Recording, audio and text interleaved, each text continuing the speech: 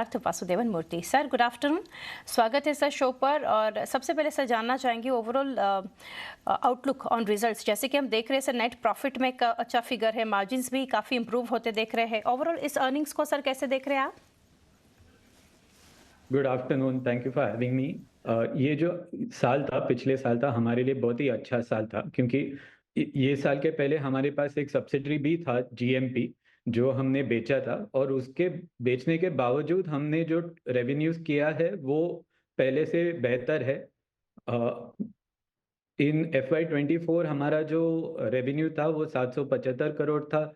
ये साल 1090 करोड़ है, तो ऑलमोस्ट 40% से ज्यादा हमने ग्रोथ किया है।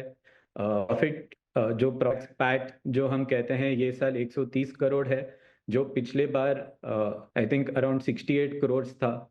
और एक और इम्पोर्टेंट मेट्रिक बोले तो जो नेट डेब्ट है हमारी, वो भी हमने बहुत कम कर दिया। ये साल सिर्फ 16.5 करोड़ है, प्रीवियस ईयर में ऑलमोस्ट 68 to 70 करोड़ था।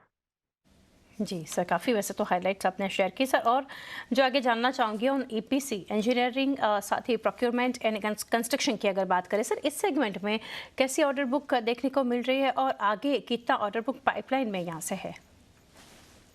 ईपीसी जो है ये हमारा कोर स्ट्रेंथ है, और इसी में हमारा मैक्सिमम रेवेन्यू आया है। एंड वैस्कॉन ऐसे कंपनी है जहाँ पे हम बिलीव करते हैं कि हम कई भी तरह के बिल्डिंग हम बांध सकते हैं।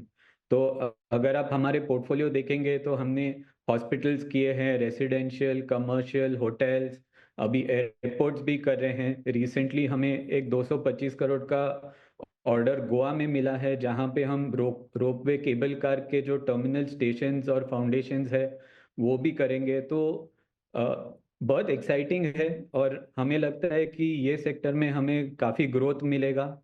एंड प्रीवियसली भी यही मशीन था कंपनी का जो ग्रोथ को ड्राइव कर रहा था, तो we are very positive about it. Definitely sir, real estate मैं जानना चाहूँगी यहाँ पर अपकमिंग प्रोजेक्ट्स या फिर न्यूली लॉन्च्ड प्रोजेक्ट्स, और साथ ही what is the status of under going और under development projects, execution sir कैसे दिख रहे हैं? तो रियल एस्टेट जो है, we are doing that in Pune, Mumbai and Coimbatore. तो यहाँ पे हमने रिसेंटली मुंबई में एंट्री किया है। हमने जस्ट फ्यू डेज अगो हमने मुंबई में एक रीडेवलपमेंट का प्रोजेक्ट लॉन्च किया था। उसका भी जो रेस्पॉन्स था काफ़ी पॉजिटिव है। पुणे तो हमारा होम होम टेरिटरी है, तो यहाँ पे हम काफ़ी ग्रो करते रहते हैं, प्रोजेक्ट्स लॉन्च करते ही हैं। एंड कोयम्बतूर में एक स्मॉल प्रेजेंस है, बट उस पर भी फोकस दे के ग्रो करने की हम कोशिश कर रहे हैं इन द कमिंग ईयर्स। तो we are very positive about this. Mumbai में ऑलरेडी हमने दूसरा रीडेवलपमेंट प्रोजेक्ट भी बैक कर चुके हैं हम, और हमारा खुद का पवई में भी एक प्रोजेक्ट हम लॉन्च करने वाले हैं। तो the times ahead are exciting. जी डेफिनेटली। करेंटली हमने जी 300 करोड़ का प्रोजेक्ट लॉन्च किया सैंटा में, लेकिन ओवर द नेक्स्ट 2 इयर्स हम देखते हैं कि ये पाइपलाइन ऑलमोस्ट 1100 करोड़ के आसपास हो जाएगा। जी सर, मुंबई में जो कंपनी का एक्सपेंशन है इसके ऊपर थोड़ा मैं जानना चाह रही थी, कैसे कंपनी के गोल अचीव करने में हेल्पफुल है? Like high quality residential space company यहाँ से जो प्रोवाइड कर रही है, अर्बन लाइफस्टाइल्स जो है वो ओवरऑल कैसे सपोर्टिव लग रहा है टू अचीव योर गोल? तो एक्चुअली जो हम मुंबई में जो हमारा स्ट्रैटेजी है वो काफ़ी quick in quick out strategy है। तो हम जो फोकस कर रहे हैं वो मीडियम साइज प्रोजेक्ट्स पे है, जो जिन्हें एनवायरमेंटल क्लियरेंसेस या ये सब चीज़ें नहीं लगती है, क्योंकि they are less than 2 lakh square feet. तो यहाँ पे जब अप्रूवल्स और ये सब प्रोसेसेस हम तेज़ी से कर पाते हैं, तो हम एग्जीक्यूशन तो हमारे घर का स्ट्रेंथ है, तो उस पर फोकस करके जल्द से जल्द प्रोजेक्ट डिलीवर करने की फोकस रखते हैं। And Mumbai of course is logical expansion to Pune, sister cities है। तो हमें लगा कि हम बाहर जाएंगे तो मुंबई डेफिनेटली पहले कंसिडर करना चाहिए। जी तो सर, आने वाले समय के लिए अगर बात करें यहाँ से, तो न्यू लैंड बैंक कंपनी के कुछ खरीदने के यहाँ से प्लान्स है आने वाले समय के लिए?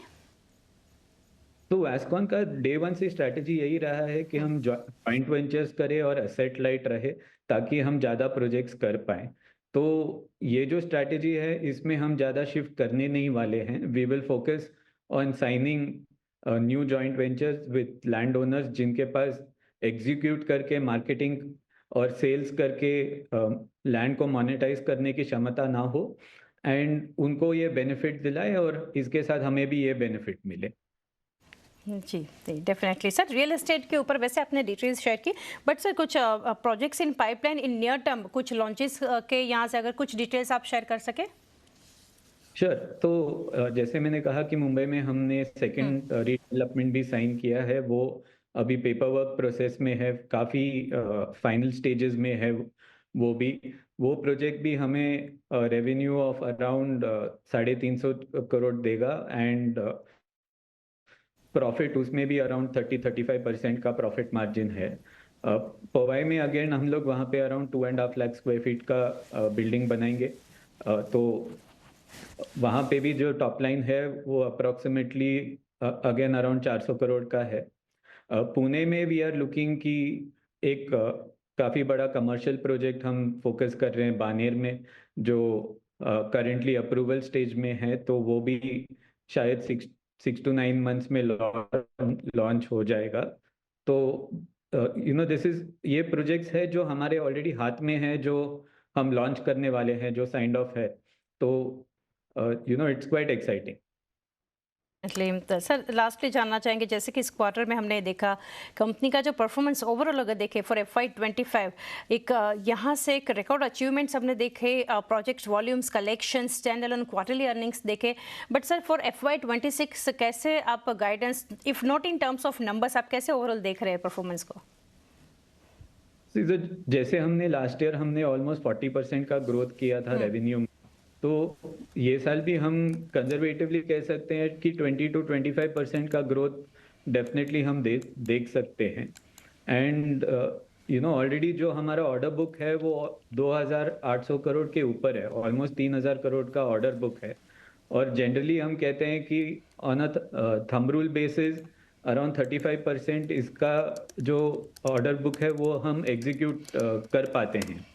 तो just with orders in hand, जो नए ऑर्डर्स आएंगे वो तो आएंगे, उसका मैं स्पेकुलेट नहीं करता हूँ, लेकिन जस्ट जो हमारे पास ऑलरेडी साइंड ऑर्डर्स है उसी से हम ये साल के नंबर्स आसानी से क्रॉस कर पाएंगे।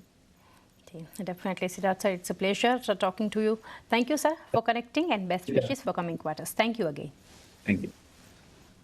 તો વાસ્કોન એન્જિનિયર્સ લિમિટેડના મેનેજમેન્ટ સાથે આપણે ચર્ચા કરી રહ્યા હતા. સ્ટોક પ્રાઇસ પર નજર કરીએ, લગભગ 1.5